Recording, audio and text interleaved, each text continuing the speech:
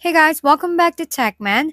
Today, let me show you how to unlink Monopoly Go from Facebook.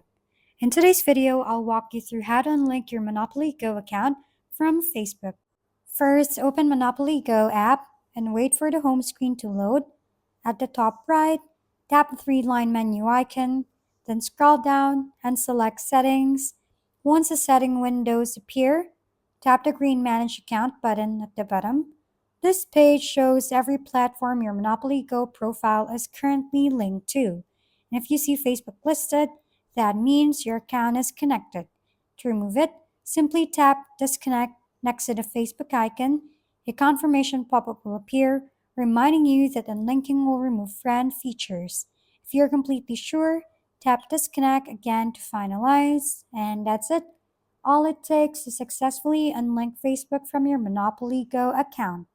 If we've been helpful, kindly give us a thumbs up and don't forget to hit the subscribe and bell button for more contents. For any questions and suggestions, comment down below.